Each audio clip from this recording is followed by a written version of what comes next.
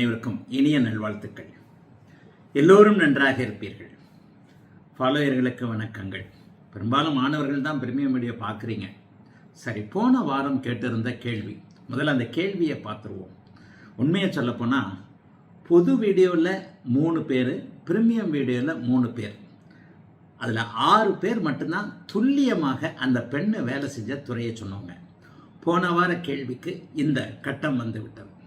போன வார கேள்வியோட கட்டம் சிம்மலக்கணம், 5ல் சந்திரன், பௌர்ணமி யோகத்தில் 5ல் சந்திரன், ஆணி மூலத்திற்கு அடுத்த நாள் பிறந்த ஜாதகம், 6ல் கேது, 10ல் குரு சனி, 11ல் சூரியன் புதன் சுக்கிரன் செவ்வாய் ராகு. இப்போது நடந்து கொண்டிருப்பது கூட சந்திர தசையோ செவ்வாய் தசையோ, அதாவது சுக்கிர தசைக்கு பிறகு நடக்கக்கூடியதெல்லாம் முதல் நிலை, அதாவது யோக தசைகள்.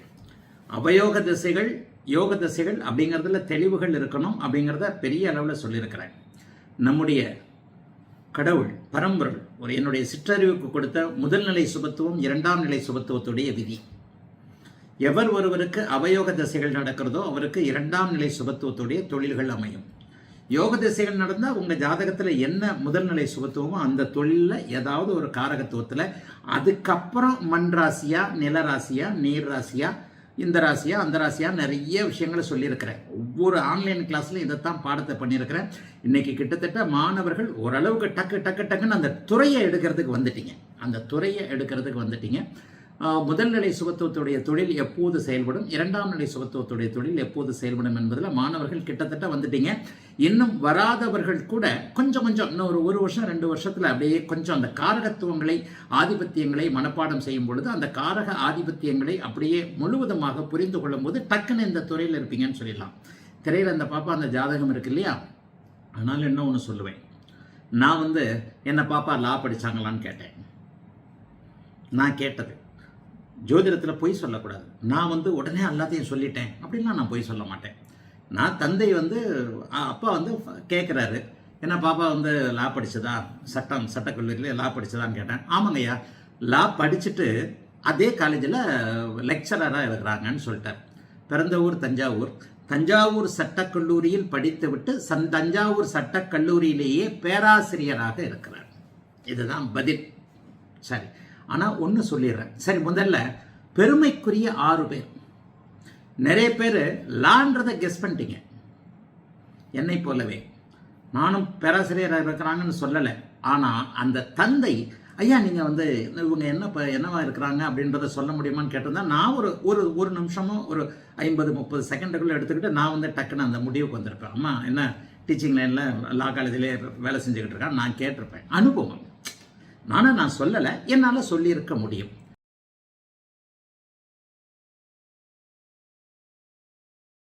சட்டக்கல்லூரியில் படித்து சட்டக்கல்லூரி பேராசிரியராக பணிபுரிகிறார்னு 6 பேர் பெருமை மிகுந்த மாணவர்கள் சொல்லியிருக்கிறாங்க. பிரீமியம் வீடியோவில் நாகலட்சுமி, சிவகுமார் 7 பேர். நாகலட்சுமி, சிவகுமார், சுஜித் குமார், ராதா ஆகிய 4 பேர் லா காலேஜில் படித்து லா காலேஜில் பேராசிரியராக இருக்கிறாங்க. பொது வீடியோவில் மேகத்தை துரத்தியவன், சுஜித் குமார், மகாதேவன், ஸ்ரீ கேபி 9JZ. இதில் இந்த சுஜித் குமார் அப்படின்றவர் பிரீமியம் வீடியோலையும் பொது வீடியோலையும் கமெண்ட் கொடுத்துருக்கலாம், எனக்கு தெரியல. 2 பேரும் வேறு ஆட்களாக கொடுக்கலாம். ஆக மொத்தம் 7 பேர் தான் சட்டக்கல்லூரியில் படித்து சட்டக்கல்லூரியிலே பேராசிரியராக இருக்கிறார் அப்படின்னு சொன்னவங்க. ஆனால் கிட்டத்தட்ட ஒரு 70-80% பேர் லாவில் படித்தாங்க, சட்டம் படித்திருக்கிறார்கள் என்பதை தெளிவாக சொன்னவர்கள். இந்த ஒரு விதியை இந்த இடத்துல தான் குழம்புறீங்க. நான் தான் தெளிவாக சொல்கிறேனே, அவயோக தசைகள் நடக்கும் பொழுது மட்டுமே 2ஆம் நிலை சுபத்துவத்துடைய தொழில் அமைப்புகள் வரும். இங்கே முதல் நிலை சுபத்துவம்னு நீங்கள் ஃபஸ்ட்டு எடுக்கும்போது குருவத்தான் எடுக்கணும்.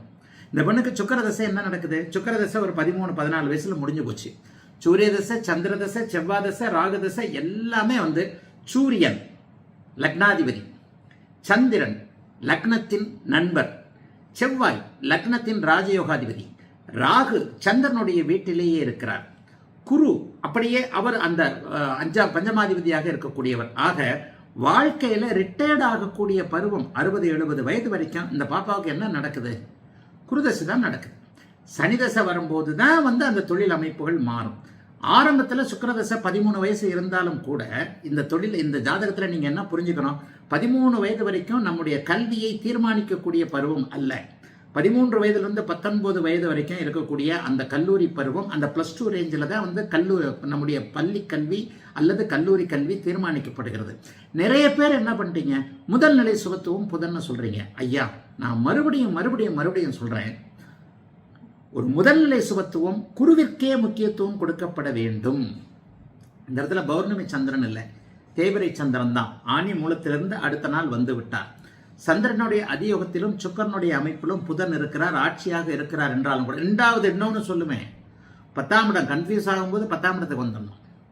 எத்தனை விதியை சொல்லி கொடுத்துருக்கிறேன். விதி விளக்குகளோடு காம்பினேஷன்களோடு அப்படியே கணிக்கப்பட வேண்டிய அமைப்புகள் தான் உண்மையிலே ரொம்ப பெரிய முக்கியம். விதி விளக்குகள் மற்றும் காம்பினேஷன். ஒரு குழப்பம் வருகிறதா, முதல்ல 10ஆம் இடத்தை பாருங்கள். எந்த கிரகம் 10ஆம் இடத்தோடு தொடர்பு கொண்டிருக்கிறது, இது சுபத்துவமா அது சுபத்துவமானு எனக்கு டவுட் வருது. 10ஆம் இடத்துல யாரு தெளிவாக இருக்கிறார்கள். லக்னத்திற்கு 10ஆம் இடத்தோடு யாரும் தொடர்பு கொள்ளல, ராசிக்கு 10ஆம் இடத்தோடு தொடர்பு கொள்ளுங்க. ராசிக்கும் 10ஆம் இடத்துல யாரும் இல்ல, பார்க்கல, கொள்ளல, தொடர்பே இல்லப்பா. உடனே லக்னத்துக்கு 2ஆம் இடத்துக்கு வாங்க. 3மே இல்லப்பா. லக்னத்திற்கு 10ஆம் இடமும் தொடர்பு இல்லை, ராசிக்கு 10ஆம் இடமும் தொடர்பு இல்லை, லக்னத்திற்கு 2ஆம் இடமும் தொடர்பு இல்லை, ராசிக்கு 2ஆம் இடமா வாங்க. படிநிலை.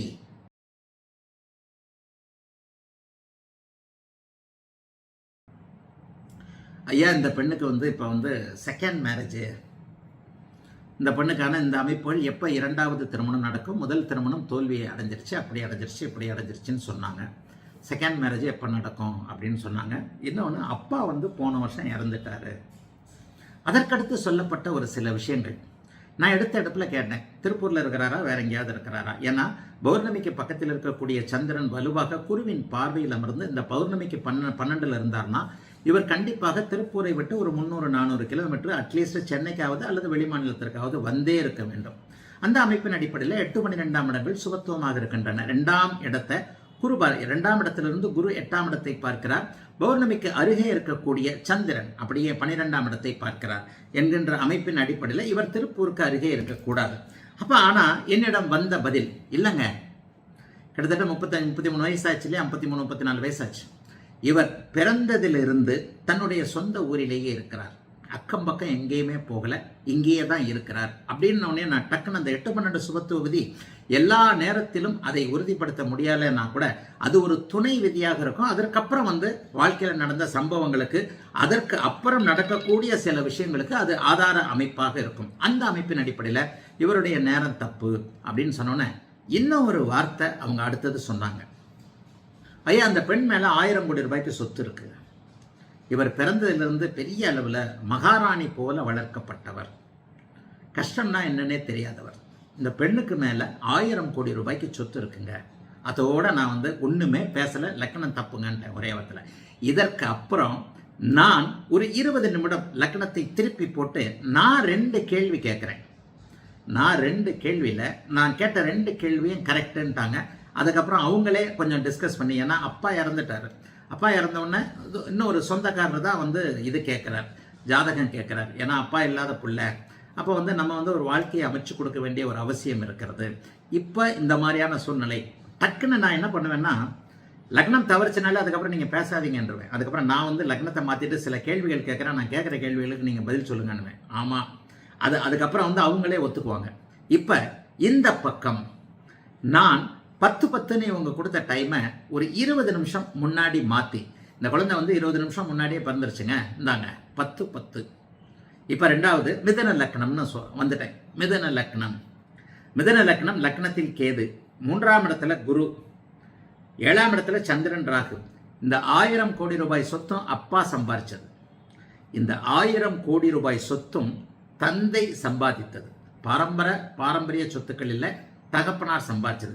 அப்பா சம்பாதிச்சது வேணா ஆரம்ப காலத்தில் அந்த இது என்னன்னா ஒரு ஏதோ கொஞ்சம் சிறிய அளவில் இருந்திருக்கும். அதற்கு பிறகு தந்தை, சென்ற வருடம் இறந்த தந்தை மட்டுமே சம்பாதித்தது 1000 கோடி ரூபாய்க்கு மேலே இருக்கக்கூடிய ஒரு சொத்துக்கள். சரி, இந்த இடத்துல மிதுன லக்னம், நான் லக்னத்தை மாற்றி இருக்கிறேன்.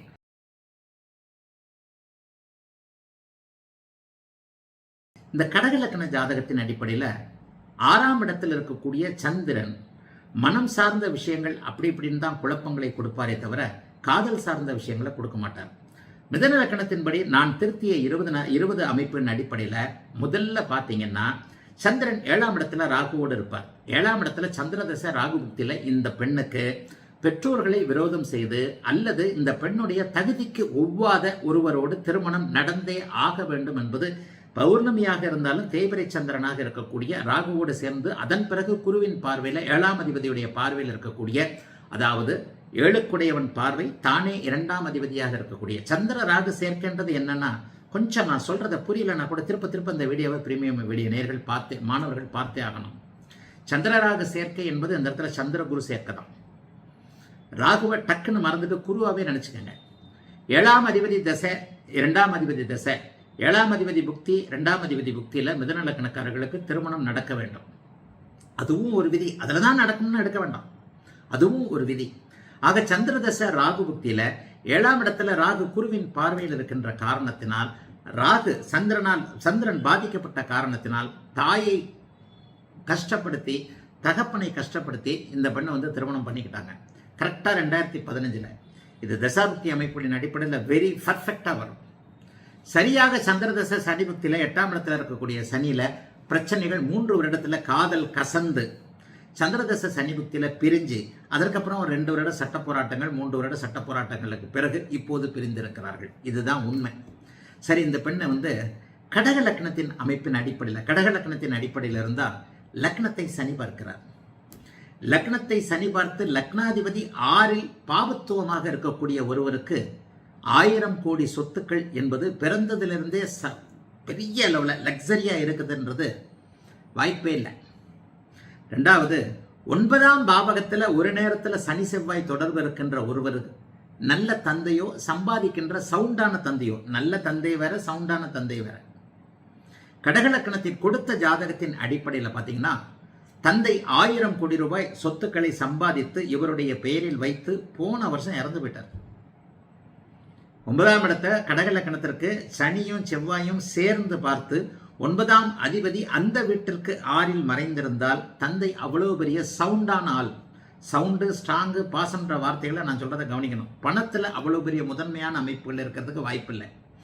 அதே நேரத்தில் மிதுன லக்னம் 9ஆம் இடத்தை 8ஆம் இடத்துல 9ஆம் அதிபதி ஆட்சியாகி அப்படியே 12ல் 8ஆம் இடத்துல மறைந்திருந்தாலும் 9ஆம் அதிபதி 9ல் உட்காராம 8ல் மறைகிறது, சர வீட்டில் உட்கார்றது நல்லதுன்னு அடிக்கடி சொல்லியிருக்கிறேன். மிதுன லக்னத்தின் அடிப்படையில் 9ஆம் பாவகத்தை குரு பார்ப்பார். 9ஆம் பாவகத்தை குரு பார்ப்பார். இந்த பெண்ணிற்கு இப்போது தன வசதி மிகப்பெரிய அளவில் 1000 கோடி ரூபாய் சொத்துக்கு சொந்தக்காரியாக இருக்கிறார். 2ஆம் அதிபதி 7ஆம் இடத்துல கேந்திரத்திலிருந்து அப்படியே குருவின் பார்வையில் மிகுந்த சுபத்துவமாகி குரு 9ஆம் இடத்தையும் 11ஆம் இடத்தையும் பார்க்கிறார். 2க்குடையவரை குரு பார்க்கிறார். 9ஆம் இடத்தை குரு பார்க்கிறார். 11ஆம் இடத்தை குரு பார்க்கிறார். லக்னாதிபதியை குரு பார்க்கிறார். லக்னாதிபதி நான் சொல்லக்கூடிய சுபத்துவத்தின் அடிப்படையில் மிதுன லக்னத்தை பாருங்க. லக்னாதிபதி 11ஆம் இடத்துல சுக்கிரனுடைய இணைவில் குருவின் பார்வையில் இருக்கிறார். ஒரு 1000 கோடி ரூபாய் சொத்து வச்சிருக்கணும். அந்த 1000 கோடி ரூபாய் சொத்தை நீங்கள் டெய்லி வித்து தின்னா கூட உங்கள் வாழ்நாள் முழுக்க வித்து திங்க முடியாது. அது ஒரு பக்கம் நீங்கள் விற்க அந்த சொத்துக்கள் ஏதாவது ஒரு வகையில் வளர்ந்துக்கிட்டே போகும். இந்த காடுகரையை விற்கிறதுக்குள்ள அந்த காடுகரை அதை வித்த இதை விட 10 பங்கு அப்படியே மேலே போயிடும். உண்மையை சொல்லப்போனால் 10 கோடி ரூபாய் சம்பாதிக்கிறது தான் கஷ்டம். 10 கோடி ரூபாய் நீங்கள் சம்பாதிச்சிட்டிங்கன்னா ஆட்டோமேட்டிக்காக ஒரு 10 வருஷத்தில் 50 கோடி ரூபாய் ஆகிடும். அதுக்கப்புறம் 50 கோடி ரூபாய் 500 கோடி ரூபாய் ஆகிறது ஒரு 20-30 வருஷத்தில் ஆகிடும். அதனால் எந்த இடத்துல ஒரு 1000 கோடிக்கு அதிபதி எப்படி இருக்க முடியும், 7ஆம் இடம் கெட்ட ஒருவர் எப்படி இருக்க முடியும்? இந்த துல்லிய விதிகளை அப்படியே மனசுக்குள்ள போட்டு அப்படியே உருட்டி உள்வாங்கிக்கிட்டீங்கன்னா கடக லக்கணத்தின் அடிப்படை.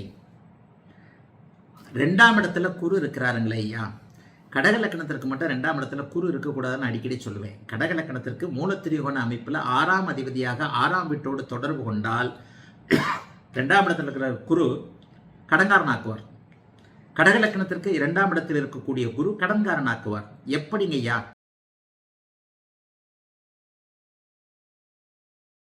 இந்த வார கேள்வியில் ஒரு ஸ்பெஷல் விசேஷம். இந்த வார கேள்விக்கான கட்டம் வந்துருச்சு. இது ஒரு 17 வயசு குழந்தைய பையனுடைய ஜாதகம்.